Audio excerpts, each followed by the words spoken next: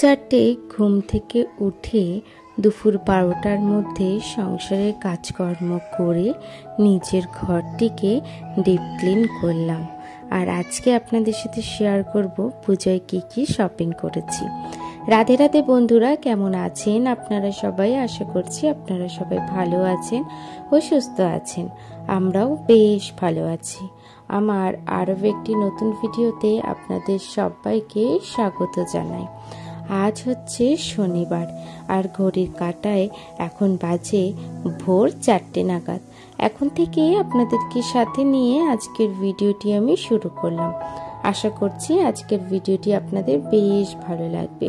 ঘুম থেকে উঠেই বাসি কাপড়টি ছেড়ে প্রত্যেকটি দিনে যে গৃহিণীদের নিত্য দিনের কাজগুলি থাকে সেগুলোকেই করে নিচ্ছি।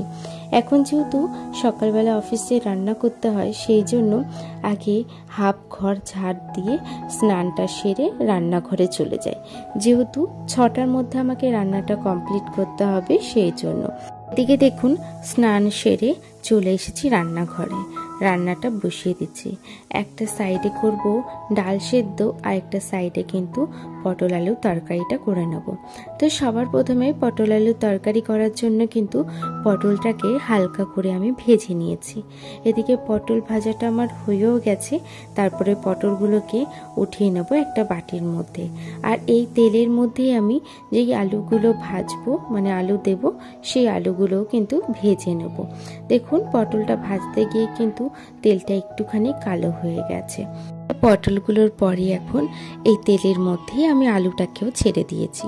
আলুটাকে হালকা ভাজা করে নেব নুন হলুদ দিয়ে। তো তারপরে উঠিয়ে রাখার পরে মশলা কষিয়ে আবার আলুগুলোকে দিয়ে দেব। এদিকে দেখুন আলুগুলোকে দেওয়ার পরে একটুখানি এপিট ওপিট করে নাড়িয়ে নিচ্ছি। নাড়িয়ে এখন হালকা সামান্য নুন দিয়েছি, নুন আর হলুদ দিয়ে আলুগুলোকে বেশ ভালোভাবে ভেজে নেব। দেখুন বাইরে কতটা অন্ধকার, এখনো পর্যন্ত আলো ফোটেনি। তখন হয়তো ঘড়ির কাঁটায় ওই 4:30 নাগাদ বাজে হয়তো। তো এদিকে দেখুন আলুগুলো আমার ভাজা হয়ে গেছে। তারপরে কালো জিরে ফোড়ন দিয়ে টমেটোটাকে দিয়ে দিয়েছি। টমেটোটা হালকা ভাজা হয়ে গেলে এখন আমি মশলাগুলোকে দিয়ে দেবো। লঙ্কা বাটা, জিরের গুঁড়ো আর একটু সামান্য হলুদ দিয়ে পুরো মশলাগুলোকে আমি কষিয়ে নেব। বেশ ভালো করে 3-4 বার করে মশলাগুলোকে আমি কষিয়ে নেব। আর মশলাগুলোকে কষানোর পরে ওই যে ভাজা রাখা আলুটা ছিল, সেই আলুটা আমি দিয়ে দেব। ওইদিকে দেখুন আমি কিন্তু ডালটা আমার সিদ্ধ হয়ে গেছে। আর যেহেতু টমেটোর ডাল করব, সেই জন্য কিন্তু গরম জলের মধ্যে ডাল আর টমেটোটা আমি দিয়ে দিয়েছি। ওদিকে আলুগুলোকে একটু ভালোভাবে কষিয়ে নেব। আর এদিকে কিন্তু ডালটাকে আমি ফোড়ন দিয়ে দেবো। যেহেতু টক ডাল হচ্ছে, সেই জন্য সর্ষে আর হচ্ছে শুকনো লঙ্কা একটা দিয়েছি। এই দিয়ে কিন্তু আমি ফোড়ন দিয়ে দেবো। এদিকে ডালটিকেও ফোড়ন দিয়ে দিয়েছি। আর ওইদিকে কিন্তু আমার আলুটাও বেশ ভালোভাবে কষানো আমার হয়ে গেছে। এদিকে দেখুন আলু কষানোর পরে পটলগুলোকে দিয়ে দিয়েছি। আর পটলগুলো করে দেওয়ার পরে হালকা কষিয়ে দেখে নিলাম আলুটা সিদ্ধ হয়েছে নাকি। দেখছি ভালোই সিদ্ধ হয়ে গেছে। এখন একটু জল দিলেই কিন্তু হচ্ছে যে আরও ভালো করে সিদ্ধ হয়ে যাবে। এদিকে ডালটাও উতরে গেছে, সেই জন্য ডালটিকে নামিয়ে ভাত বসিয়ে দিয়েছি। আর এই সাইডে কিন্তু পটল আলুর তরকারিটাও হয়ে গেছে। সেই জন্য অল্প সামান্য চিনি, ভাজা জিরের গুঁড়ো আর একটু সামান্য গরম মশলা দিয়ে কিন্তু আমি নামিয়ে নিচ্ছি এখন পটল আলুর তরকারিটা। আর ভাত হলেই কিন্তু আমার রান্নাবান্না সমস্ত কমপ্লিট হয়ে যাবে। এদিকে দেখুন রান্নাবান্না তো ভাতটা বসিয়ে এসে আর বাদ বাকি তো হয়েই গেছে। এখন কি করছি, এই পাশে এসে গেটটি খুলে নিচ্ছি। ঘর দুয়ারগুলো এখন ঝাড় দিয়ে নেব। আর যেহেতু ওই 5টা নাগাদ বেজেই গেছে, সেই জন্য কাজগুলোকে একটু তাড়াতাড়ি করে নিচ্ছি। তো দেখুন গেটটি খুলে দিয়ে এখন সিঁড়িটাকে ঝাড় দিয়ে দিচ্ছি। এই বারান্দা অবধি ঝাড় দেওয়া ছিল সকালবেলা। তো তারপরে আর ভোরবেলা অন্ধকারের জন্য বাইরে বেরোই না। সেই জন্য কি করি, ওই রান্নাবান্না সেরে মানে হাজব্যান্ড যাওয়ার আগেই আমি এই কাজগুলোকে সেরে নিই। তো দেখুন আমার সিঁড়িটিও বেশ ভালোভাবে ঝাড় দেওয়া হয়ে গেছে। সিঁড়িটি ঝাড় দিয়ে ওই যে কিছু শিউলি ফুল আছে সেগুলোকে এখন তুলে নেব। তো শিউলি ফুলগুলো তোলার পরে আমি বাইরেটা ঝাড় দিয়ে নেব। যেহেতু শিউলি ফুলগুলো একেবারে রাস্তার ওপরে থাকে, তো এই ফুল না তুললে আর বাইরেটা ঝাড় দিতে পারবো না। তো দেখুন শিউলি ফুলগুলো তুলে বাইরেটা আমি ঝাড় দিয়ে নিয়েছি। তো বাইরেটা ঝাড় দিয়ে আজ যেহেতু শনিবার, সেই জন্য পুরো ঘরটিকে আমি ভালো করে মুছে নিলাম। তো দেখুন পুরো ঘরটিকে মুছে চলে এসেছি সিঁড়িগুলোতে। সিঁড়িগুলোকে বেশ ভালোভাবে এখন মুছে নেব। আর একটুখানি প্রথমে জল দিয়ে মুছেছিলাম, তো তারপরে শুকনো করে কিন্তু আমি মুছে নিয়েছি। তারপরে এখন কি করেছি, রান্নাঘরে চলে এসেছি। হাজব্যান্ডের জন্য টিফিনটি একেবারে রেখে দেবো টিফিন কারিতে।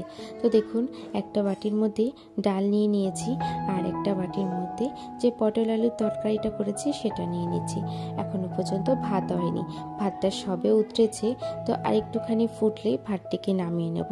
আর ভাত নামিয়ে নেওয়ার পরে বাটির মধ্যে দিয়ে ফ্যানের তলায় দিয়ে দেবো। আর নিচে একটা থালার মধ্যে জল দিয়ে দিলে ভাতটি কিন্তু বেশ ভালোভাবে ঠান্ডা হয়ে যাবে। ওদিকে ভাত হয়ে গেছে, আর ভাত হয়ে যাওয়ার পরে হাজব্যান্ডের খাবারটি আমি একেবারে রেখে এসেছি। তারপরে এখন নিত্যদিনে যে কাজগুলো করি রান্নাবান্না করার পরে সেগুলোকেই করে নিচ্ছি। সবার প্রথমেই গ্যাসটিকে ভালো করে মুছে নিচ্ছি। আর ভাতের আজকে না কিছুটা ফ্যান পড়েছিল, সেই জন্য প্রথমে স্কচব্রাইট দিয়ে ভালোভাবে ডলেছি, তারপরে একটা ভেজা কাপড় দিয়ে কিন্তু গ্যাসটিকে আমি মুছে নিচ্ছি। এদিকে গ্যাস মোছা হয়ে গেলে স্ল্যাবটা মুছে নেব, আর হচ্ছে যে জানলাটাও মুছে নেব। আপনারা একটা জিনিস লক্ষ্য করেছেন কি দেখি জানি না, জানলার যে কভারটা ছিল, মানে যে বোর্ডটা ছিল, সেটা খুলে দেওয়া হয়েছে।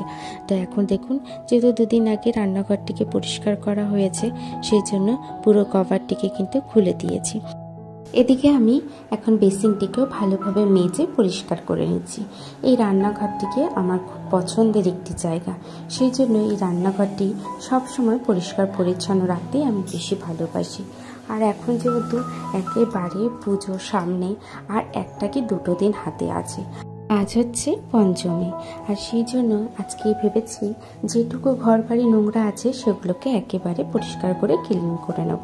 তো দেখুন, রান্নাঘরটিকে মুছে এখন সমস্ত বাসনগুলোকে বাইরে ধুয়ে এখন চাতালে জল ঝরানোর জন্য রেখে দিয়েছি। তারপরে ঘরে চলে এসেছি, আর ঘরে এসে এখন পুরো ঘরটিকে আমি ডিপ ক্লিন করে নেব। ঘরে চলে এসেছি, আর ঘরে এসে সবার প্রথমে শোকেসটি ধরলাম। শোকেসটির সমস্ত জিনিসগুলোকে হালকা হালকা করে মুছে নিয়েছি। যেহেতু আগের ভিডিওতে আপনারা দেখেছিলেন বেশি দিন হয়নি আমি ডিপ ক্লিন করেছিলাম, সেই জন্য পুরো ওপর থেকে যে ধুলোগুলো পড়েছে বা নোংরা পড়েছে যেগুলো, সেগুলোকে ভালোভাবে ঝেড়ে ঝেড়ে একটা একটা করে পরিষ্কার করে এখন রেখে দিচ্ছি। আর জানেন তো, আমার ভয়েস ওভারে একটু হয়তো সাউন্ড পেতে পারেন, যেহেতু পুজো চলে এসেছে, গান বাজনা, বাচ্চাদের বাজি ফোটানো এই সমস্ত হয়েই যাচ্ছে আশেপাশে, সেই কারণে কিন্তু শব্দটা হচ্ছে। আমি ঘরে থেকেও কিন্তু শব্দগুলো পাচ্ছি। তো যাই হোক, একটুখানি সবাই ম্যানেজ করে নেবেন। আর তারপরে দেখুন, ওই শোকেসটিকে পরিষ্কার করে এখন চলে এসেছি পুরনো শোকেসের কাছে। পুরনো শোকেসের সমস্ত উপরে জিনিসগুলোকে এখন ভালোভাবে ফুলের টবগুলো, ফুলদানিগুলোকে ঝেড়ে মুছে আবার রেখে দিয়েছি শোকেসে সুন্দর করে সাজিয়ে। এই যে সূর্যমুখী বেলুনটা দেখছেন, এটা আমার বেশ শখের, জানেন তো। এখন আবার দেখছি হাওয়াটা একেবারেই কমে যাচ্ছে, জানি না কেন। দেখুন, পুরনো শোকেসটি আমার পরিষ্কার করা হয়ে গেছে। তারপরে এখন খাটের স্ট্যান্ডগুলোকে সমস্ত মুছে নেব। আর এই যে পর্দার যে স্ট্যান্ডটি আছে সেটিকেও ভালোভাবে রডটিকে মুছে নিয়েছি, আর জানলাটিকেও ভালোভাবে মুছে নিচ্ছি। হালকা শুকনো কাপড় দিয়ে মুছেছি, খুব একটি জল দিয়ে আর মুছলাম না। তো তারপরে এখন খাটের স্ট্যান্ডে থাকা যে আমার ফুলের চেনগুলো ছিল, সেগুলোকে এখন যে খাটের স্ট্যান্ডের মধ্যে সুন্দর করে সাজিয়ে নেব। এগুলো কিছুদিনের জন্য আমি খুলে রেখেছিলাম। তাতান তারপরে যে মনা খুব ধরে ধরে না ফুলগুলোকে তুলে তুলে ছিঁড়ে ফেলছিল, সেই জন্য কিছুদিন আমি রেখে দিয়েছিলাম উঠিয়ে। তো তারপরে এখন পুজোর সময় একটু তো ঘরটিকে নতুনত্বের ছোঁয়া দিতেই হবে, নতুন করে সমস্ত জিনিস তো সাজাতেই হয়, সেই জন্য এটিকে আবার যে আমি সুন্দর করে লাগিয়ে দিয়েছি স্ট্যান্ডের মধ্যে। তো দেখুন, তারপরে শোকেসের সমস্ত কাজগুলোকে পরিষ্কার করে নিচ্ছি। আগের দিনই বলেছিলাম যে আমার কলিংটা শেষ হয়ে যাওয়ার জন্য সেভাবে কাজগুলোকে পরিষ্কার করতে পারছিলাম না। তো এখন সমস্ত কাজগুলোকে পরিষ্কার করে নিচ্ছি।